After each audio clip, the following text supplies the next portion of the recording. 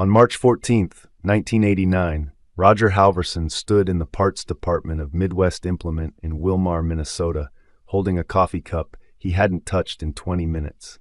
He was 41 years old. The dealership smelled like hydraulic fluid and new paint.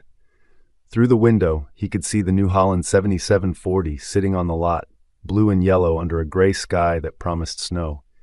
His father had been dead for 6 weeks. The tractor wasn't the problem. The problem was the land. 240 acres had come with the funeral, a quarter section that bordered his own property to the east. Good black dirt, flat as a kitchen table, with drainage tiles his father had laid in 1967. Roger had farmed 400 acres his whole adult life. Now he had 640. The math was simple. His equipment couldn't handle it. He'd been running a Ford 6610 and an old Minneapolis Moline that spent more time in the shed than in the field. Both were paid for. Both were small. He could keep them and hire custom work for the bigger jobs, or he could trade up. The New Holland would pull a 12-row planter. It had enough horsepower for a 30-foot field cultivator. It would let him farm the new ground himself. The dealer, a man named Vern Schott, had worked up the numbers on a yellow pad. Trade-in value on both tractors. Finance terms at 9.5%. Spring delivery. Roger had nodded through all of it, but he hadn't signed anything. He'd told Vern he needed to think it over. That had been 3 days ago. His wife Carol had asked him one question when he came home that night. She'd been washing dishes at the sink, her back to him, and she'd said it without turning around. "Can we afford it?" Roger had said he thought so. She'd set a plate in the rack and kept washing. That was the end of the conversation. Now he was back at the dealership, and Vern was walking toward him with the paperwork in a folder. Roger set the coffee cup down. He didn't remember deciding. He just remembered that the alternative was watching someone else farm his father's land while he made payments to a custom operator. That didn't seem right, so he signed. The New Holland arrived on a flatbed trailer the first week of April. Roger spent 2 days going through the operator's manual, checking fluid levels, greasing zerks, adjusting the hitch. The tractor had a cab with air conditioning and a radio. It had power steering and a 16-speed transmission.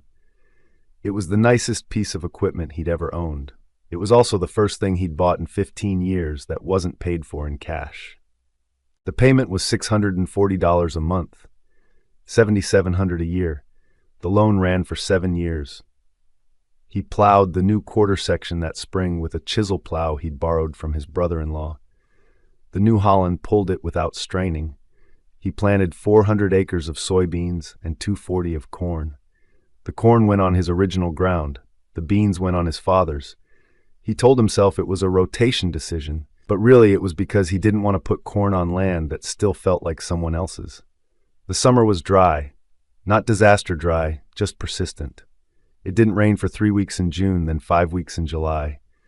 The beans came in at 32 bushels to the acre. The corn hit 115. Both were below average. Roger sold the beans in October at $5.40 a bushel. He sold the corn in November at $2.20. After costs, he cleared $18,000 for the year. The tractor payment alone took nearly $8,000. Carol didn't say anything, but she started keeping the books differently. She'd always tracked expenses in a ledger by hand. One column for seed, one for fuel, one for repairs.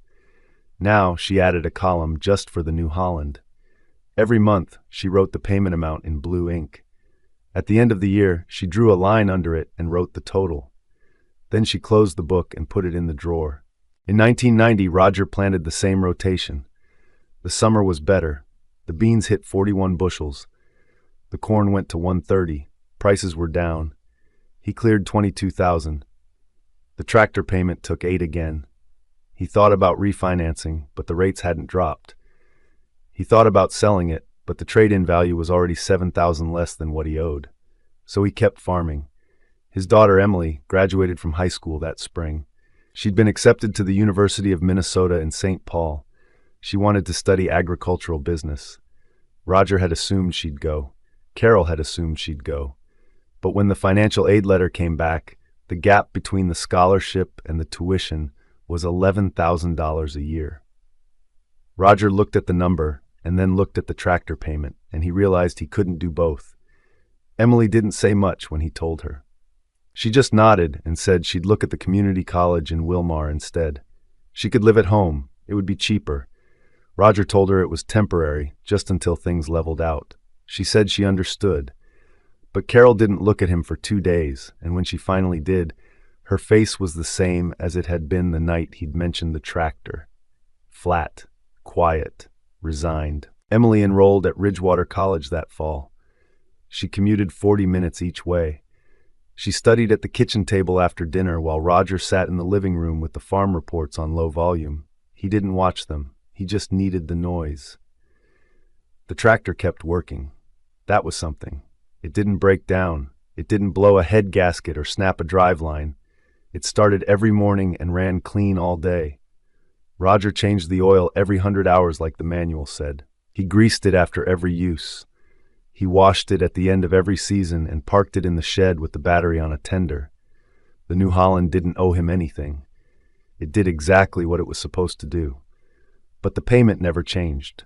$640 every month, $7,700 a year. It came out of the operating account on the 15th, and every month Roger made sure the money was there. Some months that meant selling corn he'd planned to hold. Some months it meant Carol picking up shifts at the grocery store in town. But the payment cleared. It always cleared. In 1992, the rain came back. It came back hard. It rained in April and didn't stop until June. Roger got the beans in late, and half the field stood in water for a week. The corn went in on time, but the ground was heavy, and the seedlings came up uneven. By July, he knew it was going to be a short year. The beans yielded 28 bushels. The corn hit 90. He lost money for the first time since he'd bought the tractor. Carol sat at the kitchen table with the ledger open, staring at the numbers. She didn't cry. She didn't yell. She just closed the book and asked Roger if he'd thought about talking to the bank. Roger said he had. She asked what they'd said. He told her they'd said he could defer a payment if he needed to, but it would extend the loan and add interest. She asked if he was going to do it. He said no. She nodded and put the ledger away. He sold a 40-acre parcel that fall. It was ground his father had bought in 1971 on the western edge of the property next to a county road. A developer out of Wilmar offered him $3,200 an acre. Roger took it. The sale cleared $67,000 after fees. He used $40,000 to pay down the tractor loan. He put the rest in savings. Carol didn't ask why he didn't pay the whole thing off. She already knew. If he paid it off, he wouldn't have a cushion. And the cushion was the only thing standing between them and the next bad year. Emily finished her associate degree in 1993. She was 21. She'd been talking about transferring to the university to finish her bachelor's, but Roger could see she didn't believe it anymore. She'd started seeing a boy from Spicer who worked at a feed mill. His name was Todd.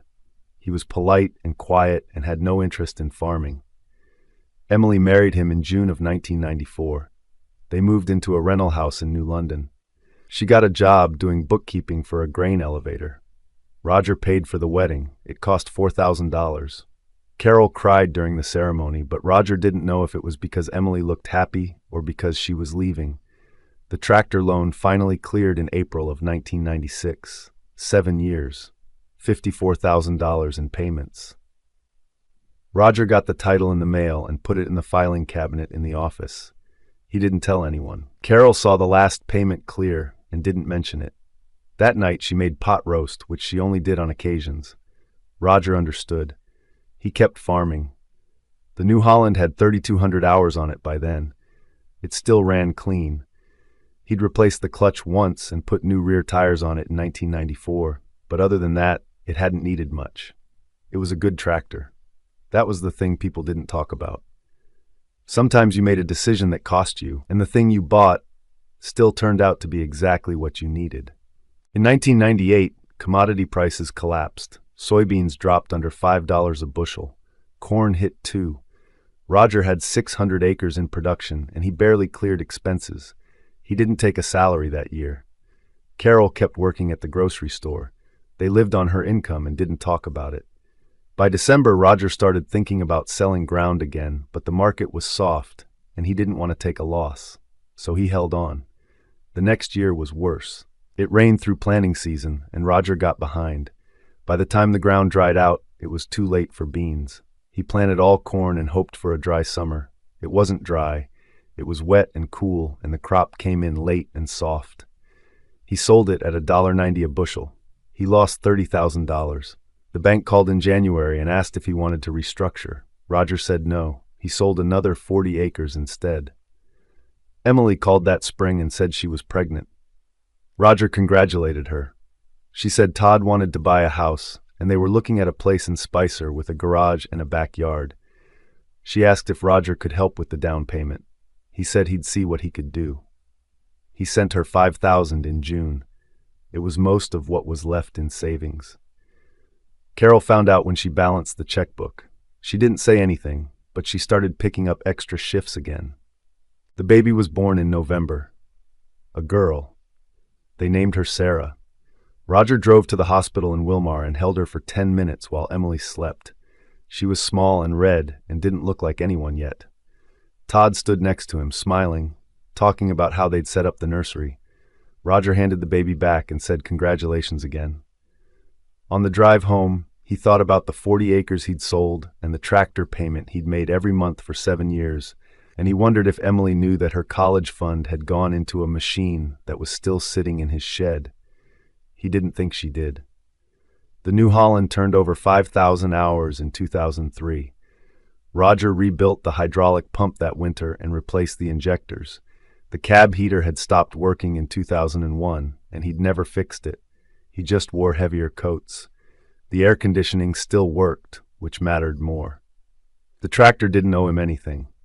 It had pulled every implement he'd ever hitched to it. It had worked ground in wet years and dry years. It had never left him sitting in a field. That counted for something. But the debt it had carried was gone, and what replaced it wasn't relief. It was just the absence of pressure. Roger kept farming the same 600 acres. He rotated corn and beans. He kept his costs low. He didn't buy new equipment. The Minneapolis Moline he'd traded in 1989 wouldn't have made it this long, but he still thought about it sometimes. It had been paid for. In 2007, commodity prices spiked. Corn hit $4 a bushel, then $5. Ethanol plants were going up across the Midwest, and everyone was talking about demand. Roger had his best year in 2 decades. He cleared $60,000 after expenses. He paid off a land loan he'd been carrying since 1999. He bought Carol a new refrigerator. She cried when it was delivered, and he realized it was the first new appliance they'd bought in 15 years. Emily called that fall and said Todd had been laid off from the feed mill. They were behind on the mortgage. She didn't ask for money, but Roger could hear it in her voice. He sent $3,000. Todd found work again 2 months later, but Roger never got the money back. He didn't expect to. The markets crashed in 2008. Corn dropped back under $4. Beans fell to $9. Credit tightened. Roger had always paid cash for seed and chemicals, so the credit didn't affect him directly, but he watched neighbors who'd expanded on borrowed money start to fold. Equipment auctions picked up. By 2010, 2 farms within 5 miles of Roger's place had sold out entirely. The land went to investors. The equipment went to dealers. Roger went to one of the auctions and watched a New Holland T7040 sell for 30 cents on the dollar. It was newer and bigger than his 7740, and it went for less than he'd paid in 1989. He didn't bid, he just watched. That night, Carol asked him if he ever regretted it. The tractor, the payments, the years. Roger thought about it. He said no. She asked why.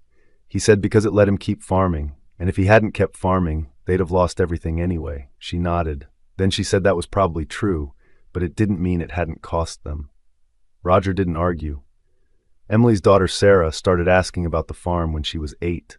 She wanted to know what Roger grew and how the equipment worked. Emily brought her out on weekends, and Roger let her sit in the New Holland while it was parked. She'd turn the wheel and push the pedals and pretend to drive. Roger showed her how to check the oil and where the grease zerks were. She paid attention in a way Emily never had. Carol noticed. She said maybe Sarah would be the one. Roger didn't let himself think about it. By 2015, Roger was 67. His knees were bad and his back hurt most mornings. He'd started talking about slowing down, maybe renting out some ground. Carol was 65 and still working part-time at the grocery store. She said she didn't mind, but Roger knew she was tired. They'd been farming for 46 years. They had equity in the land and some savings and Social Security. It was enough. It just wasn't what Roger had thought it would be.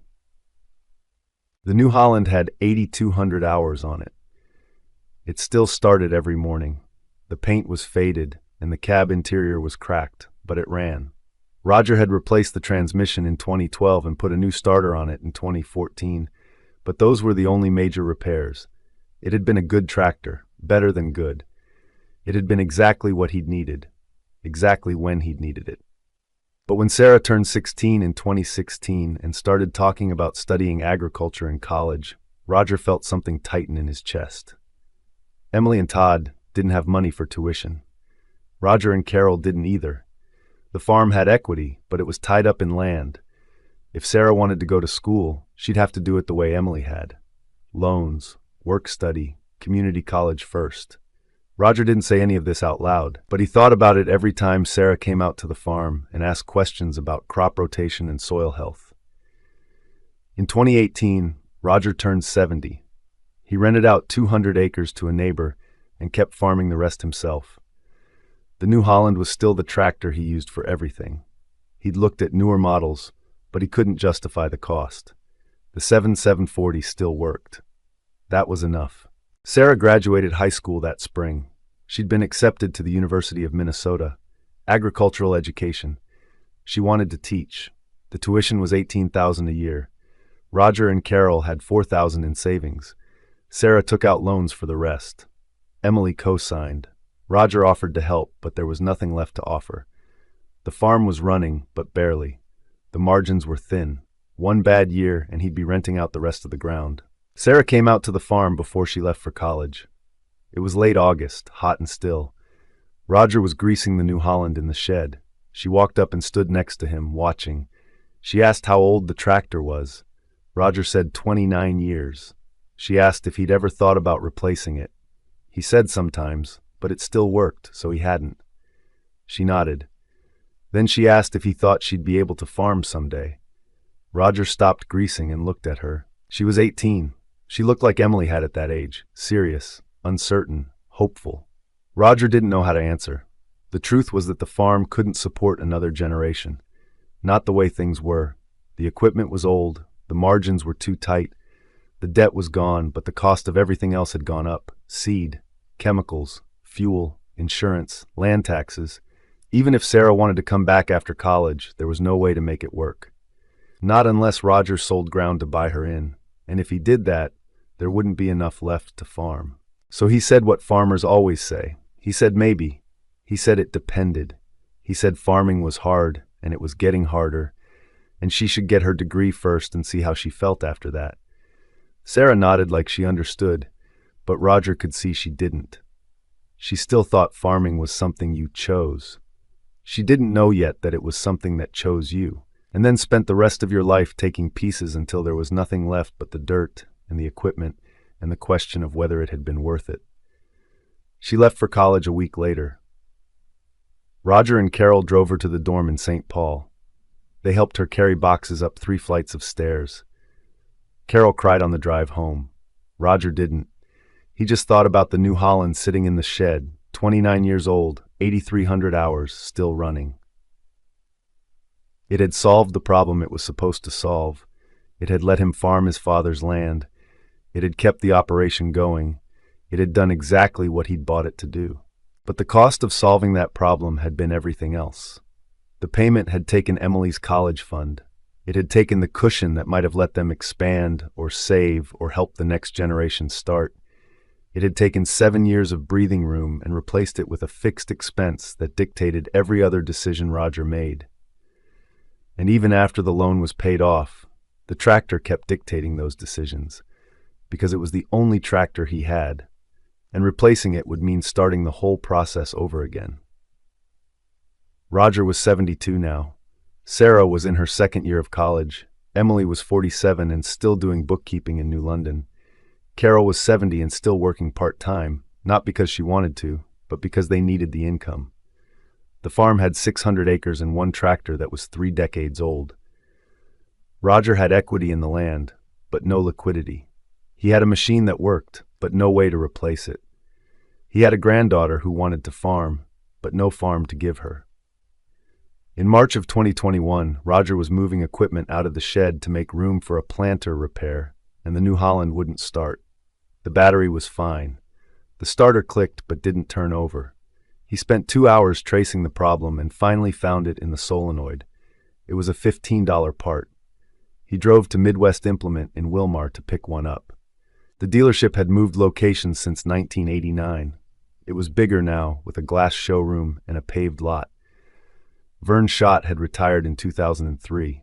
The parts guy was someone Roger didn't know. A younger man, maybe 40, with a name tag that said Derek. Roger told him what he needed. Derek looked it up on the computer and said they'd have to order it. It would be in by Friday. Roger said that was fine. Then he asked, just out of curiosity, what a new tractor would cost, comparable to a 7740. Derek pulled up a spec sheet for a New Holland T6 180, 180 horsepower, cab, air, power shift transmission. He said it would run about $130,000. Roger nodded. He thanked Derek and left. On the drive home, he did the math. $130,000 at current rates would be around $1,600 a month, $9,600 a year. For 7 years, that was $67,000 in payments. He was 72 years old. In 7 years, he'd be 79. If he even made it that long, he'd spend the last years of his life making payments on a tractor he'd barely use. He picked up the solenoid on Friday and installed it Saturday morning. The New Holland started on the first turn. Roger let it idle for a minute, listening to the engine. It sounded the same as it had in 1989. Steady, reliable, unforgiving. That summer, Sarah called and said she'd been offered an internship with the Minnesota Department of Agriculture. It was in St. Paul, and it paid. She was excited. Roger told her that was great. She said she'd been thinking about what he'd said, about farming being hard, and she thought maybe she'd focus on policy instead. Education and policy. She could still help farmers, just in a different way. Roger said that sounded smart. After he hung up, he sat in the kitchen for a long time, not thinking about anything in particular. In October of 2022, Carol had a stroke. It was mild, but it left her right side weak. She couldn't work anymore. She came home from the hospital with a walker and a list of medications. Roger hired a home health aide to come 3 times a week. The cost was $800 a month. Insurance covered some of it. Roger sold another 40 acres to cover the rest. Emily came out to the farm more often after that. She'd sit with Carol while Roger worked. One afternoon, she asked him what he was going to do with the place. Roger said he didn't know. She said Todd's brother was looking for ground to rent. Good tenant. Reliable. Roger said he'd think about it. But he already knew. He'd rent it all out within 2 years. Maybe sooner. The New Holland would go to auction or sit in the shed until someone bought the property and hauled it away. Either way, it would outlast him. Sarah graduated from college in May of 2023. She got a job with the Extension Service in Hutchinson. She moved into an apartment and started working with small farmers on soil health programs. She loved it. She called Roger every few weeks to tell him about the projects she was running. He listened and said he was proud of her. He was. But he also knew she'd never farm. Not his ground. Not anyone's. The cost was too high, and the return was too uncertain, and she was smart enough to see that. On November 8th, 2024, Roger turned 76. Carol made him a cake, though her hands shook when she frosted it. Emily and Todd came over with Sarah. They ate dinner and sang and took pictures. Sarah gave Roger a book about regenerative agriculture. He thanked her and set it on the shelf with the other books he'd never read. After they left, Roger walked out to the shed. It was cold, and the wind was blowing out of the north. He turned on the work light and stood in front of the New Holland. 35 years old, 9,100 hours. The paint was almost gone in places. The tires were worn smooth.